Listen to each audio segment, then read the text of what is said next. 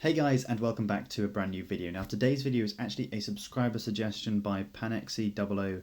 About a week ago they commented, "Hello, can you make a tutorial on how to edit like Jordi.coalitic?" I think that's how you say the name, probably wrong. So that's what we're going to be doing today. So if you have a suggestion of what you want us to film a video on, could be anything, even like not how to edit like videos, you know, just let me know down below in the comments and I will see if I can film a video and I'll mention you in the video as well. So that's what we're going to be doing today. So this is the photo that we're going to be editing in the style of. Now if you don't know this guy already, go ahead and check out his Instagram account. It's absolutely amazing. He's absolutely blown up recently. He's doing super well, and he's got a very unique style of taking photographs. So for example, this one here, he shows you like behind the scenes of how he took the photos as well.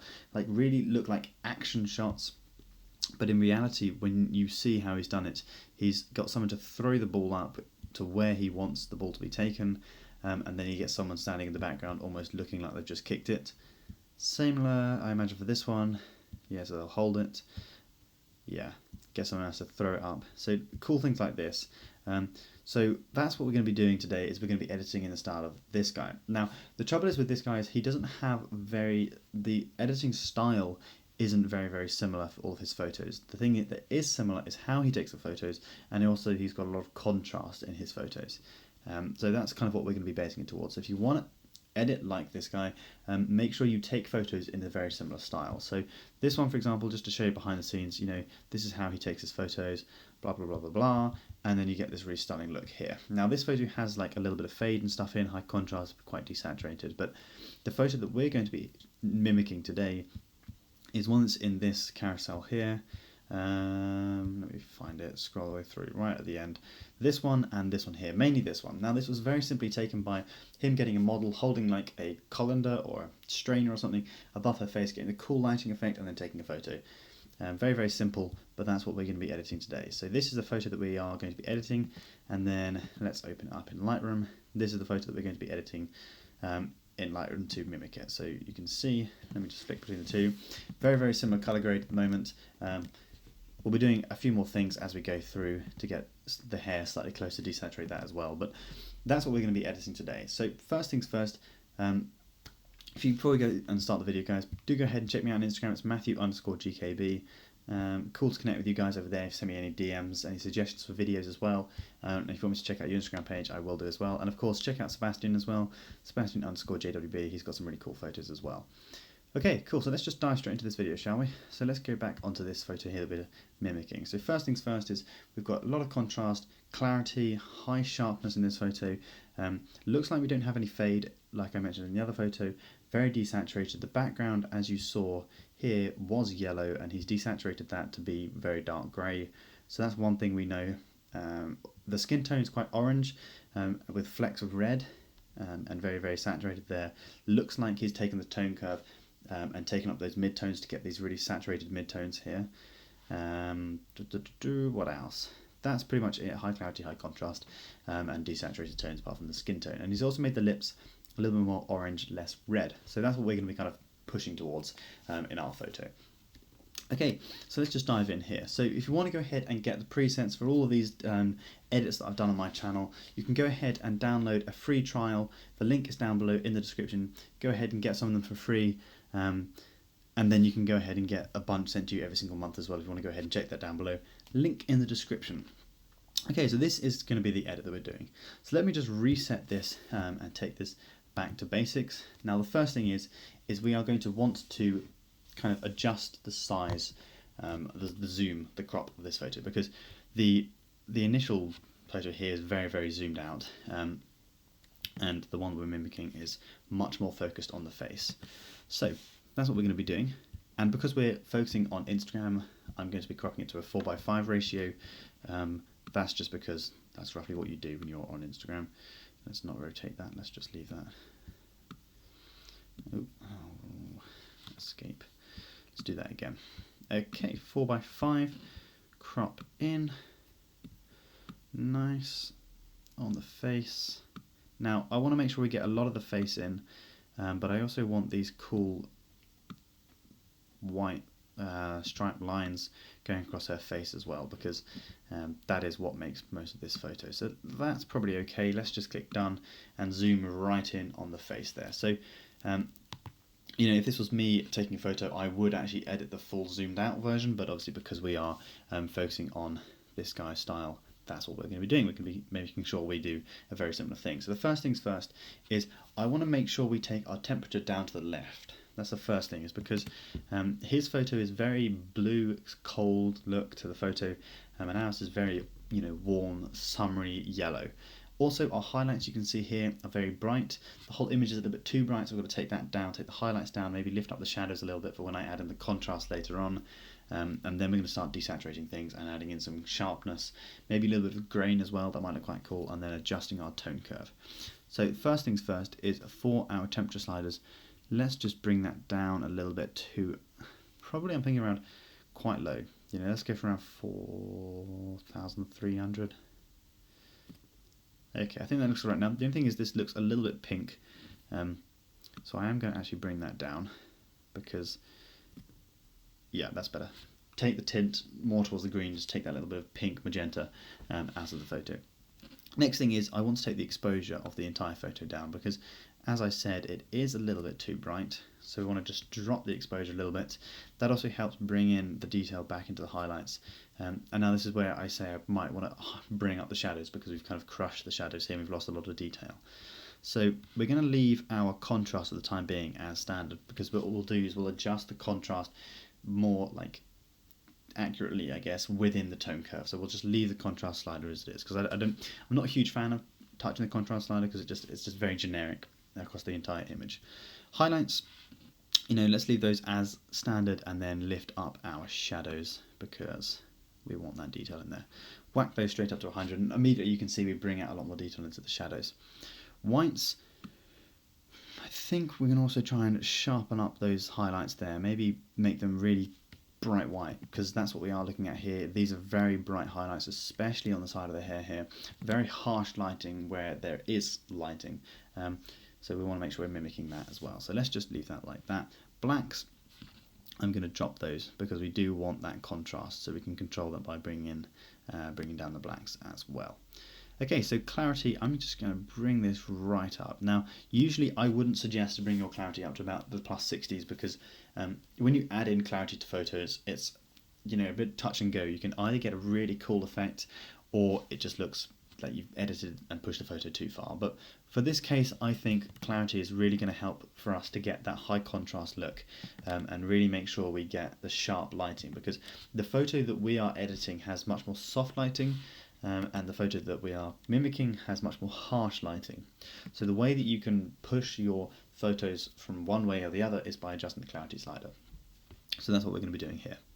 Next up is the vibrancy and saturation. Now I'm just going to bring up the vibrancy and then drop the saturation, because that is my preferred way of editing.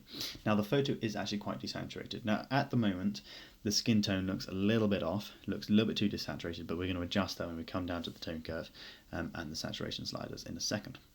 Cool, so next thing is I like to, on my tone curve, put my 3-point curve. If you've watched one of my videos before, you'll know that this is like the base starting position that I always do when I come to adjusting my tone curve. Now what I like to do here is I'm actually going to bring up our midtones a little bit, just to bring in a little bit more saturation there, and also what I'm going to do is push those a little bit brighter and to make that a little bit more contrasty. I'm just going to make sure that that's on the line there. Then I'm going to drop my shadows and bring those down quite a bit as well. So we don't want it to be too much. Let's just bring those midtones down a little bit, and that is not too bad. Now that's looking very, very contrasty at the moment, but hopefully we can come back and do some minor tweaks in a second. Cool, so next up is the HSL sliders. Now this is going to be the fun bit, because already we're actually getting that nice desaturated look to the photo, and let's just do a comparison. You know, we can really pushing towards this. We're getting that nice contrasty look, and we're really getting those bright highlights. So let's just do a quick before and after. Before and after. You can see how different the image is. You see how soft it was, and now how contrasty and crisp the image is. Next up, for the reds, as I said at the beginning, we want the lips to be less red or pink and be more orange. And you can achieve that really easily just by bringing up your red slider to the right, and it takes out the red and pushes it more towards the orangey green side. Obviously not to plus 100 because that will just look a little bit weird, but plus 35, plus 38, that'll be right. Okay, with the orange slider I'm actually going to decrease that a little bit. That's just to take out the green look to the skin. It looks a little bit too green. If we push that down to the left, it just adds in a little bit more red and makes the skin tone a little bit more natural. Yellows, let's have a look. Yeah, let's bring those down as well. I don't like it when I have too much green in my photos. Don't know why, personal preference, but as well, in the photo we're copying, there isn't actually any green there. And as well, the yellow background that I showed you, he's desaturated completely, so we'll be doing that as well. Okay, green slider, don't know if there's anything actually in there, so let's just leave the green slider alone because there's no green actually in our image. Aquas and blues, this is going to adjust the look of the eye and maybe a little bit of the shadows as well.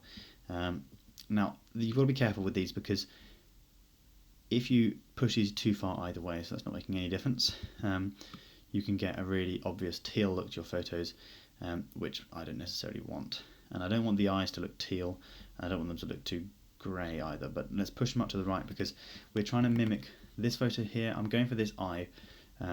There was another one actually, you can see it a little bit clearer, very grey eye here. Now she has two different coloured eyes, which is really interesting, but we're mimicking this one, which is quite a grey eye, so I think that's what we'll be going for here. Okay, so that's quite cool. We'll just leave the purples and the magentas as standard, they don't really affect the image. Saturation, that's the next one. Let's just whack up our saturation of our reds, bring that up quite high. Then what I'm going to do, oranges, bring that up, just to bring in the colour back to the skin. Take our yellow saturation right the way off, we don't want that. Greens as well, and then aquas, blues. What I'm doing here is I'm just taking the saturation down of everything that's not essentially the skin tone, because the entire image is very grey, the one we're trying to copy, and if we have those colours there, it's really going to take away from that desaturated grey black kind of look. Okay, luminance for the red I'm actually going to bring up. Now that's just going to help us make the lips and the skin pop and make it a little bit more contrasty, and the same for the orange. Now I'm just adjusting, the reason why I'm adjusting the red and the orange so much is because that controls the lips and the skin tone, and a little bit in the hair as well actually for the orange, and actually the shirt, because those are the two main colours. Orange really is the fundamental colour of this entire image. Interestingly, skin tone has a lot of orange in it, so those two are the ones where really most of the adjustments are going to come into play. Let's leave the other ones. Let's bring up the luminance of the eyes a little bit as well, just to make sure we get this high clarity look in the pupil. Cool, next up is going to be the split toning. Now the split toning is really going to make a difference to this photo, because what I'm going to do is I'm actually going to add in some blue to the shadows to counteract that yellow that I've pushed in, but I'm also going to apply yellow to the highlights. If you've watched my videos before, you'll see that's what I usually like doing, and that's what is kind of the most common thing really to do, because your shadows usually are colder and more towards the blue side, and your highlights are usually warmer, more towards like the sun kind of side of things. So look at that, already adding in that blue has really helped just to cool down the image. Now I reckon we could actually just get away with not actually adding anything into the highlights, but I am going to see what it looks like. If we hold down Alt, it'll actually show me the colour that I'm applying, but we just kind of looking for like a nice orangey yellow, like think sun, like sunlight, and that's what we're looking for. Okay, yeah, no, that's really looking closer to the image now. So you can see, that's not the one we're basing it off, that's the one there. So we're really getting closer there. Now actually, while I'm looking at this, it does look like he's got a little bit of fade in the image, so we will come back actually and just add in a tiny bit of fade just to soften the image across a little bit. Not too much, it's very subtle, but I think there is a little bit there. Okay, so let's just leave that. Sharpening, let's just add in a bunch of sharpening just to really crisp up that image. Noise reduction, leave, come down to our effects slider. Now effects slider is going to be really interesting, because what we're going to do, we don't do this a lot, is we're going to add in some dehaze to the image. This is just going to really make it kind of crisp and more contrasty. So not too much, because if we bring in too much, it makes it go a little bit crazy. But +7, +8, that would be nice. There we go. We're actually going to add in a tiny bit of grain as well, and then we're going to take our highlight priority and just essentially just give ourselves a bit of a vignette, but not too much, maybe down to about -15 will be quite nice. There we go. Cool, cool, cool. Next up is the camera calibration. So we're pretty much almost there, but the camera calibration is always fun, just to kind of push the sliders around a bit, see if you can really just get those colours a little bit closer to what we're trying to copy. So we see already we're getting there with the entire image. If anything, we want the hair to be a little bit more desaturated, but we'll do that with a brush tool in a second. So let's try and bring up the red primary, and we'll bring down the blue primary. So this is generally the method that you use if you want to get like an orange and teal look to the photo. Up there, down just a bit, and then see what this does. Let's just take that to -3. Saturation, I think, is fine. Okay, there we go. That is pretty much the entire photo done. Let's just compare it. You know, if anything, I would say we've added a touch too much contrast, but we can always adjust that by bringing up our blacks here, bring in a little bit more detail. Cool. Next up, we're just going to take our brush, and I'm actually going to just set this all back to standard and just take our saturation, drop that off a little bit, increase the brush size, and just brush over the hair.